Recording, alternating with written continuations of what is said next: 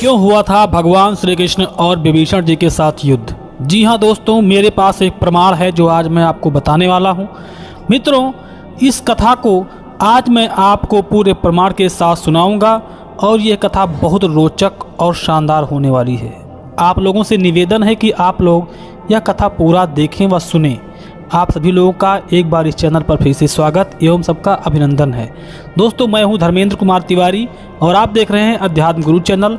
आपसे निवेदन है कि अगर आप इस चैनल को पहली बार देख रहे हैं तो चैनल को सब्सक्राइब करके घंटी के निशान को दबाकर ऑल पर क्लिक कर दें, ताकि जो भी नया वीडियो बनाऊं तो ऐसे ही ज्ञानवर्धक प्रसंग आपको सुनने व मिलते रहें। चलिए, आपका कीमती समय ना लेते हुए इस कथा को प्रारंभ करते हैं। मित्रों, आप तो जानते हैं भगवान श्री कृष्ण ने जब कंस को मार दिया था तो कंस के पिता उग्रसेन थे और भगवान श्री कृष्ण के नाना रिश्ते में लगते थे। उग्रसेन ने कहा था कि मथुरा के राजा आप बन जाइए भगवान श्री कृष्ण से। भगवान श्री कृष्ण ने कहा, नहीं नाना जी, जब तक आप जीवित हैं मथुरा के राजा आप ही रहेंगे। इसके बाद मगध के राजा जरासंध, जो कंस के रिश्ते में ससुर लगते थे, वो बार बार युद्ध करते रहे, आक्रमण करते रहे, जिससे भगवान श्री कृष्ण ने मथुरा की प्रजा की रक्षा के लिए एक नया नगर का निर्माण किया था, जिसका नाम था द्वारिका। द्वारिकापुरी, जो गुजरात के समुद्र के टापू पर स्थित था। आज के समय में द्वारिका, जो ओरिजिनल द्वारका थी, वो पानी के अंदर समुद्र में डूब गई, क्योंकि वो कथा मैं कभी आपको बाद में सुनाऊंगा। मित्रों, अब मैं आपको वह बताने जा रहा हूँ कि उग्रसेन वहाँ भी वैसे ही राजा बने रहे। राजा उग्रसेन थे, लेकिन उनके कार्यभार को करने वाले स्वयं भगवान श्री कृष्ण और बलराम जी थे। इसलिए भगवान श्री कृष्ण को द्वारिकाधीश कहा जाता है, क्योंकि पूरा काम भगवान श्री कृष्ण ही किया करते थे। सिर्फ राजा थे वो उग्रसेन थे। आज के समय में भी जैसे प्रधानमंत्री और राष्ट्रपति होते हैं, प्रधानमंत्री ही पूरा कार्य करते हैं, वैसे ही पहले भगवान श्री कृष्ण वो कार्य किया करते थे। मित्रों, एक समय ऐसा आया जब उग्रसेन ने कहा कि मैं राजसूय यज्ञ करना चाहता हूँ। राजसूय यज्ञ का मतलब होता है कि अगर उस यज्ञ को पूरा कर लिया जाए तो वह राजा चक्रवर्ती राजा हो जाता है।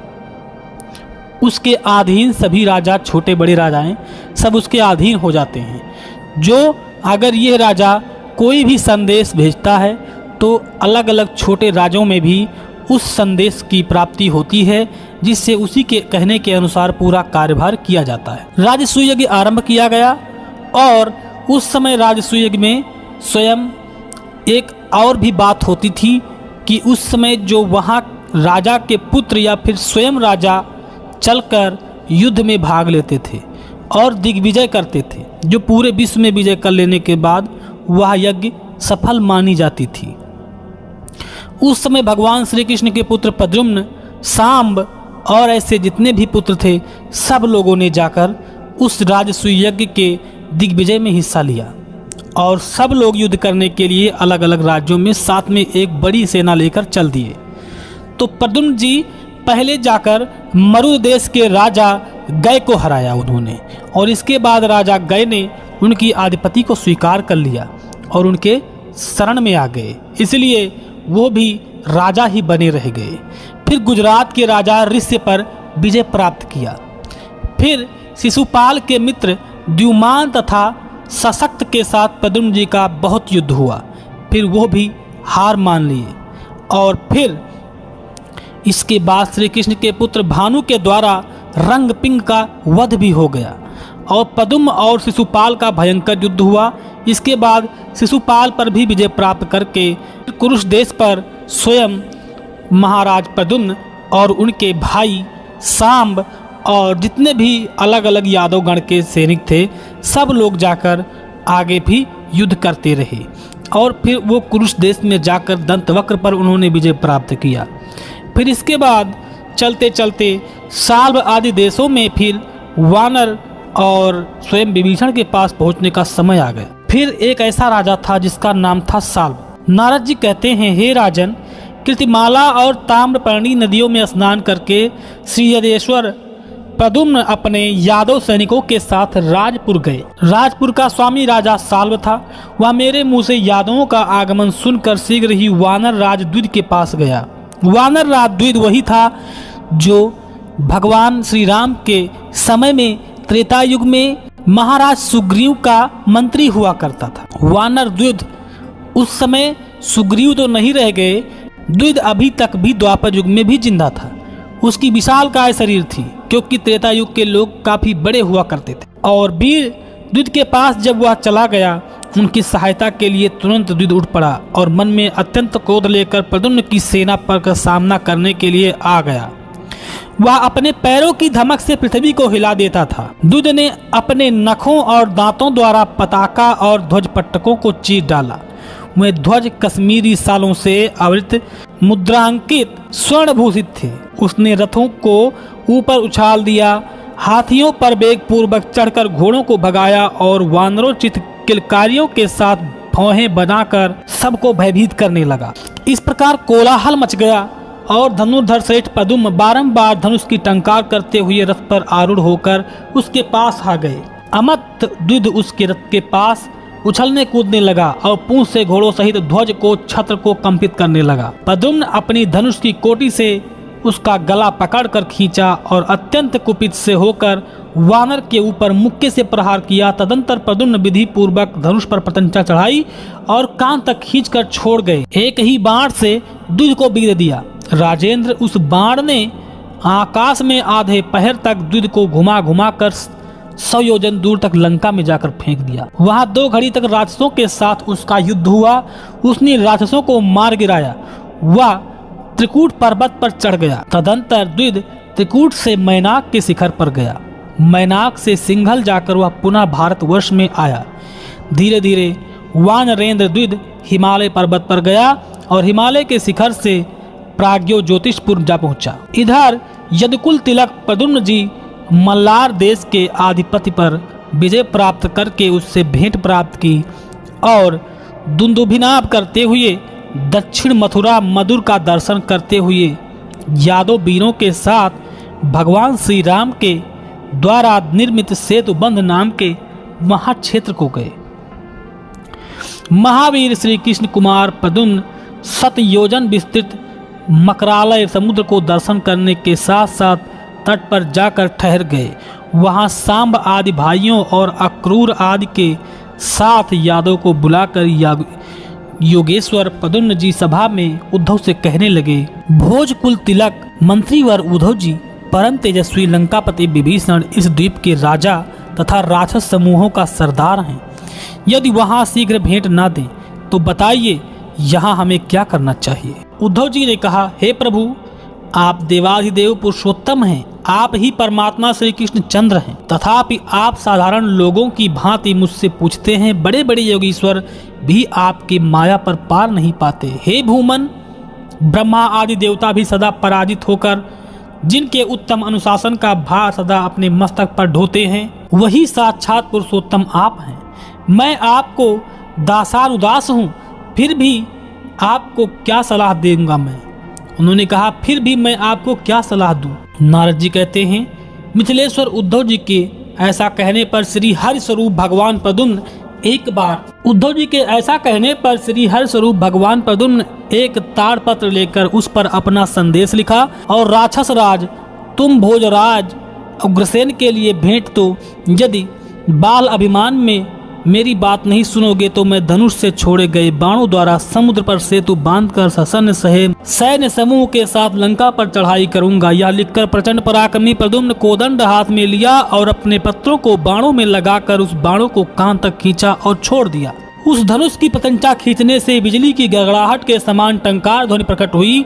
उस नाद से पातालों तथा 7 लोकों सहित सारा ब्रह्मांड गूंज उठा। प्रद्युम्न के धनुष से छूटा हुआ बाण संपूर्ण दिशाओं को प्रकाशित करता हुआ विद्युत के समान तड़तड़ाकर विभीषण की सभा में आकर गिरा।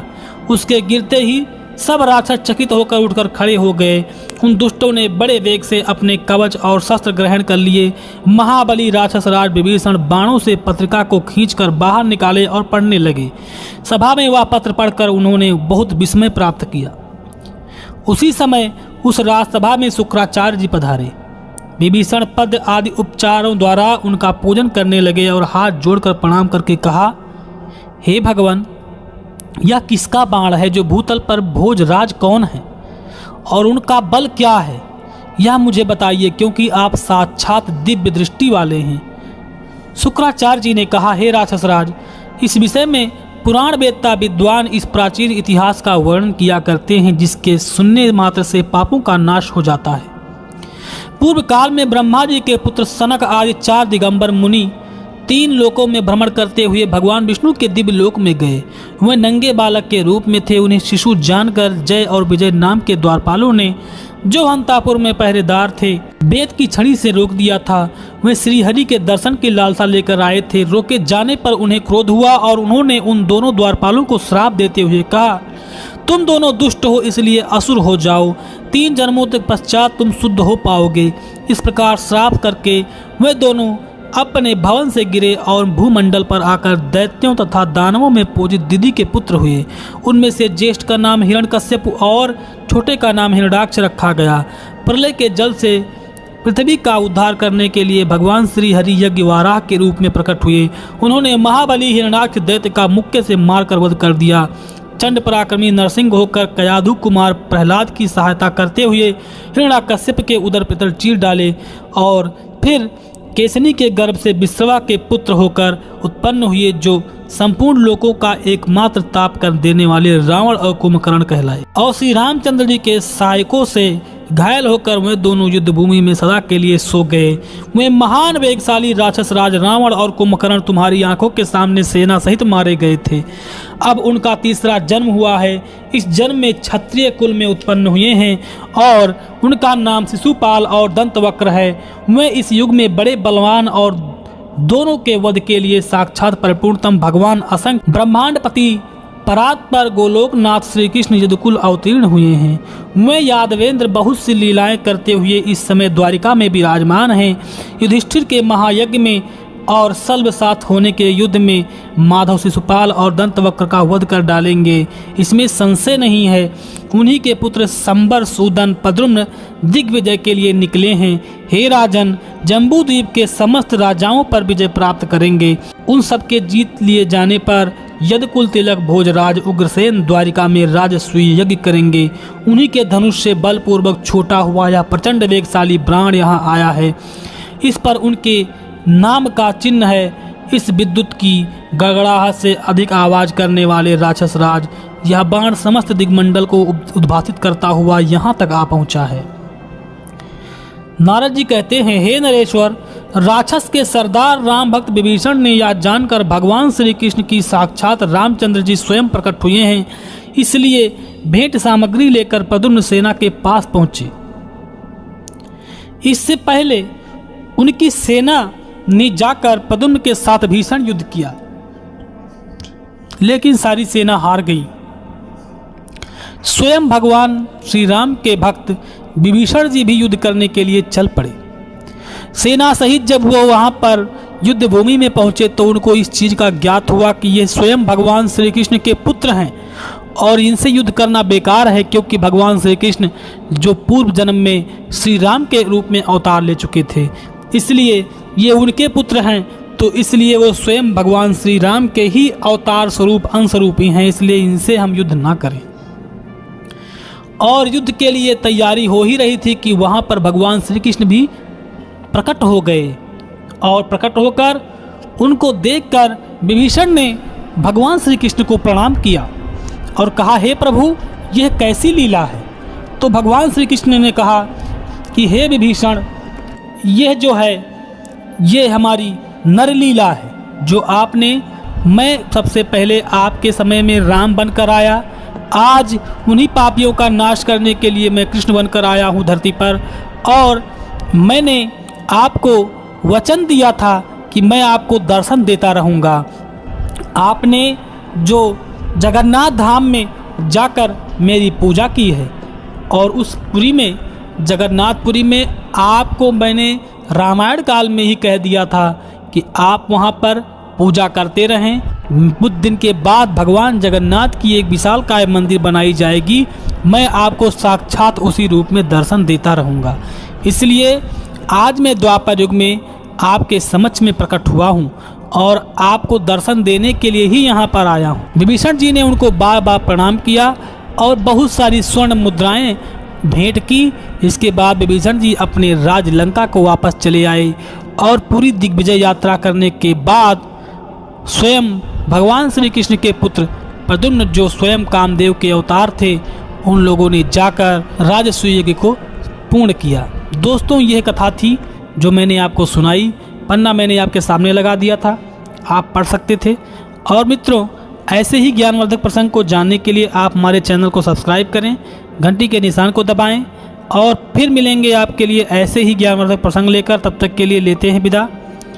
दोस्तों, आपसे एक और निवेदन करना चाहूँगा, वीडियो को लाइक ज़रूर करें। जय श्री कृष्ण।